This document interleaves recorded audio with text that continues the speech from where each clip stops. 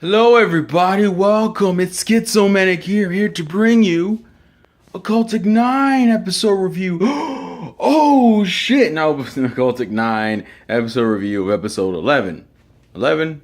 11, it's episode 11. And you're probably wondering, whoa, this shit's on, you've been consistent. Well, I mean, we just found out, I don't know how long we've known, but I found out that Occultic 9 is only supposed to be 12 episodes. So this is technically the second to last episode, which means the last episode airs on Christmas? Christmas. Yeah, it's Christmas. That's wild. That's nuts. No, it's probably Christmas Eve. Well, no, because if it's 7 days from today is the... Fuck it, it's not important. The point is it's either going to air on Christmas or Christmas Eve. And you can really tell that this series is only supposed to be 12 episodes because this episode and the episode before are pretty much a whole bunch of information dumps with like anime bullshit thrown in. The main crux of this episode is that you have Riotas, or should I say Aveline Tesla, explaining to Sarai and the rest of the group that, oh yeah, by the way, I'm Nikola Tesla's illegitimate child. Technically, Riotas is part of the Nawasawa family, which means she's technically my great granddaughter and all this other shit. It's really primarily just a whole bunch of plot shit.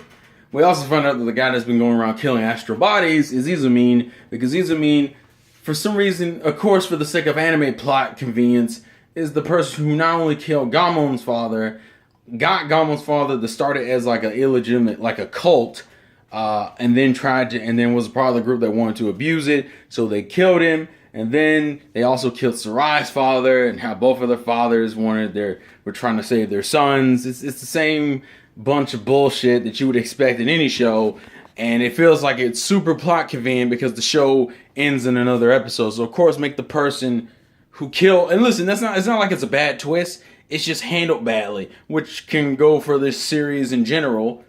And it pisses me off because there's so much things in here that are good, but I'll probably get into that when I do like a formal review of it.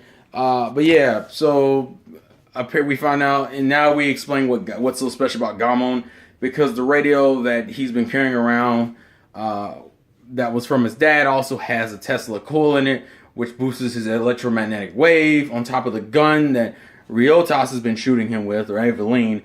It's kind of fluctuated back and forth because now my guess is that according to Takatsu, which is the guy we've been seeing in the shadows of part of the 8 God Society, originally Riotas was supposed to meet up with him and get just samples from him. That was the point. That was the whole point.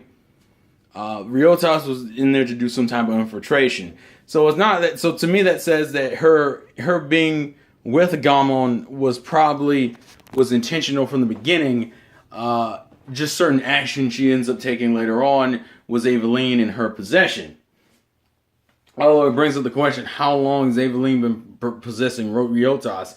We don't fucking know. We just know it was long enough for her to talk to Hashigami and for him to agree with her and to get himself killed. We also find out that the damn tooth that Gamon is carrying, because we still don't know between which episodes the characters die. Now, obviously, a lot of people are saying you can look at the shadows of certain characters in the early episodes and you'll be able to tell. But the truth of the matter is that the key that currently Gamon's been carrying around ever since he died, and actually the radio, which explains a lot, weren't real. The theory they use is that the moment you realize that the thing that you're carrying isn't real, it ceases to exist. Meaning, he never had the key when he was dead, nor did he have his radio. Both of those things were manifestations of his mind, because for one, he didn't know he was dead for at least half of the anime, and then the other half, he was never told that he technically didn't hold those items. And that was a good point, in which that's also their explanation for what happened to Miyu's hair. The moment she realized that her hair wasn't real, like the hair the kid in the albino kid had was a real hair, it disappeared from her body because now she realized that it wasn't connected to her body anymore. That's the idea, I guess. Meaning technically, if these astral bodies found out they were disfigured, like I don't know how far that goes, and it doesn't really fucking matter. It also does the stereotypical anime thing where it's like the key was important this whole time. You find out what it's important to, and then you also find out that he never had it after he was dead, and they can't get to it. And then, of course, Ryotas is like, oh, I'll become the key, which really means Evelyn will become the key, Evelyn will probably die, and Ryotas will be living, and Gamo might die. In the preview for the next episode, you see he's rocking wings. We also find out that they did the stereotypical organ donator bullshit with Kiryu. That Kiryu is just having out-of-body experiences, and that the time spent out of these out-of-body experiences doesn't move at the same flow as normal time does. And we also find out why him and Rhea have a connection. It's because the day he got into his accident that caused these out-of-body experiences was the day that Rhea's brother died. And his current body, his real body, has some of the organs from Rhea's brother, which means he's getting ghost memories from Rhea's brother. Their plotline is so fucking insignificant, I don't even understand why it was in the anime. It just seems fucking unnecessary because it doesn't tie into anything. It's just like, it's a thing that exists, but there's nothing really plot important for their relationship. And Rurika is probably going to have some last minute bullshit in the next episode. Alright, if she doesn't, her role seems really, really irrelevant. Why show up? Actually, Rhea, Kiryu, and Rurika don't have any plot importance to the main plot. Which then brings up the question, why are you in here? Why are you in this anime? That's like my biggest issue right now. You have 3 characters who don't do anything plot important. One of which you could argue was somewhat plot important, like Rurika, but she never interacted with anybody. She only interacted with the detective and the albino kid, who's irrelevant. Damn it. It's cold. It's not as cold as it is up north, but it's still fucking cold.